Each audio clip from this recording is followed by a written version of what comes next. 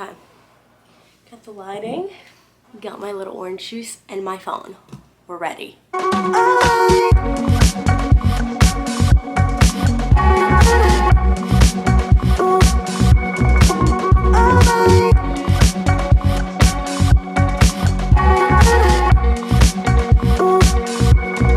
Hello guys, what is up? Welcome back to the channel. For those of you that are new, my name is Natalie and welcome to Batari Vlogs. Did my makeup, all that on TikTok because I knew I had to film this video and it kind of makes me feel put together. Can't tell by the title. Ooh, I got a pimple. We are going to be talking about the day I said yes to my dress. Now, this is almost a year later because our anniversary is the 7th. Today's the 5th, so by the time you guys see this, it's gonna be past our anniversary. But I thought, what a great time to talk about my wedding dress. Then exactly a year after our wedding, when I can reminisce and just think about the dresses and what I liked about them, what I didn't like about them, and so many different things. So without further ado, we're just gonna go ahead and get on into this video. I've got to pull my phone up for this because this is like way back in October of 2020.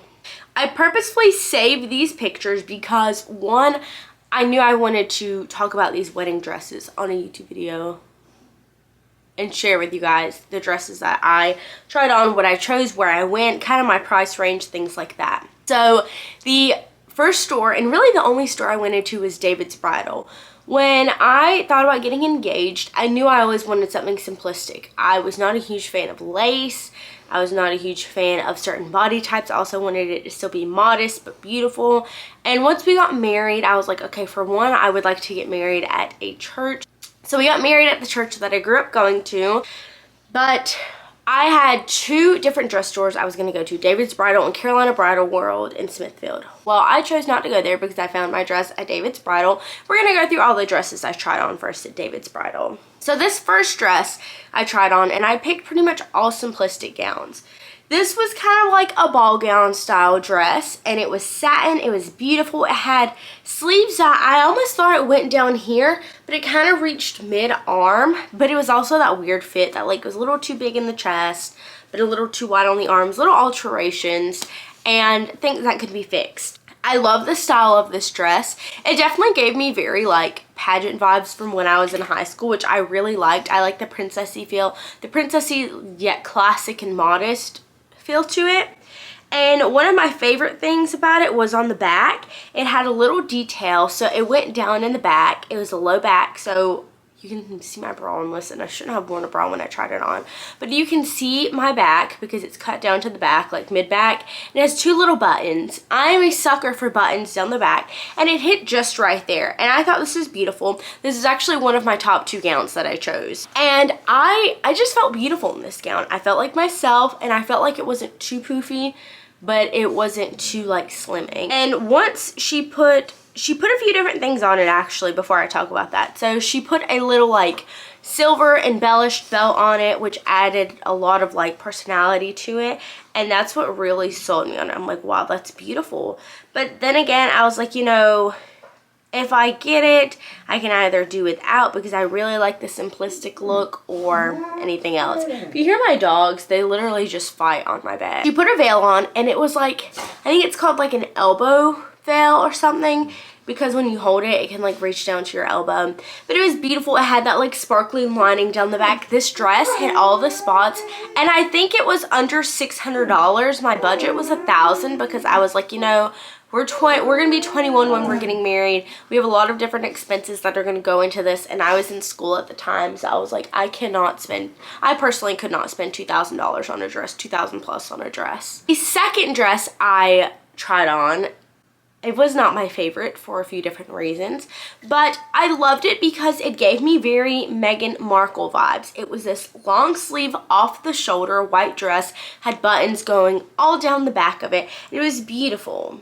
I'll tell you some of the things I loved about it. I love the style of it. I love that it was off the shoulder.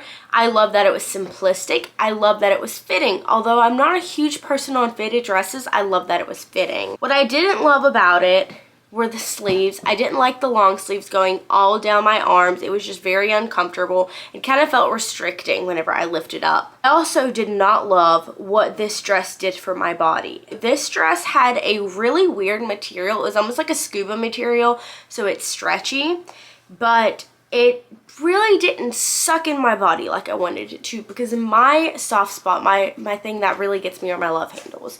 And it made sure to show every curve and crevice and thing that I had. So this was not my favorite, but I did love that it had the train, the buttons, and it had that simplistic look for it. And it literally looked exactly like Meghan Markle's gown. And if you have not seen it, you're gonna see it right now. It's beautiful, but just not my style. The next dress I tried on was another one of my top 2. And if you have seen literally like my intro video, you already know which dress I chose. This dress was one I have had my eye on since we had been engaged, because I saw someone who actually was engaged to someone in the military. They wore this dress and I'm like, oh, that's beautiful, and they got married in church, things like that. It's this beautiful off the shoulder satin dress, and what I loved about it, I loved that it was fitting. I loved that it was that satin material. It had the off the shoulder, so it was very like regal and classic. It had the buttons going down the back, which I love. I think it makes it look so girly and beautiful. My dog is trying to chew up my slipper right now. Hi. Okay, thank you. And it had a train going down the back. Back of the dress had a little opening where it crossed over in the back. This was definitely one of my top contenders. I love the price of it, and I think the dress was like $360. It was beautiful, and it also had boning in it that just sucks you in. They try to add a belt onto it, and I was like, it kills the simplistic vibe that I'm going for.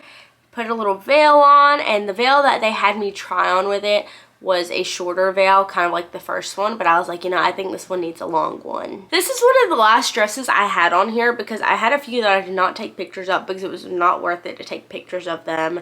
But this one is definitely one that I was like, okay, I'm trying this on. It's pretty, but it's not my style. It's satin scuba feel. So it's like if you combine satin and scuba together, it's what I would suspect it would be.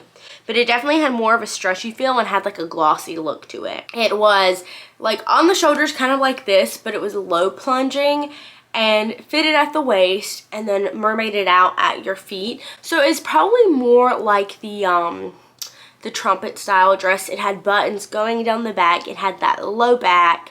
It was beautiful. I love the low back. I like the feel of the dress, and I like the buttons down the back. I was not a fan of the low plunging, and I was not a fan of how tight it was around my waist and loosened up at the bottom. I was not a fan of those style of dresses. Definitely flattered my hips in the sense that because of the style of the dress, but I just knew, I was like, I'm not gonna feel comfortable with this. I'm gonna have to get it altered before we go to the church. And I was like, it's too much. And in one of the pictures, they had me try on a little headpiece, which I thought was beautiful with the dress. So instead of doing a veil, you could clip your hair up, and for like the reception, put like a little pin in the side, and it was beautiful. It definitely was just not my style. So we get back down to the top 2. We have the ball gown and the little mermaid trumpet style dress, which I'll have pictures of both of them. So one of the things that I did, I went with my mom. I went back with my mom and I'm gonna sleep on this and figure out which dress I really like. So I went back with my mom and showed her my top 2 dresses, and I'm like, so I like this one. This is a ball gown one, and I also like the mermaid style one, or the trumpet style one. So when we talked about the ball gown one, she really liked it as well, but she told me when I tried both of them on, she said, I'm not gonna tell you which one to get. I want you to decide, and then I can kind of tell you from there what I think about it.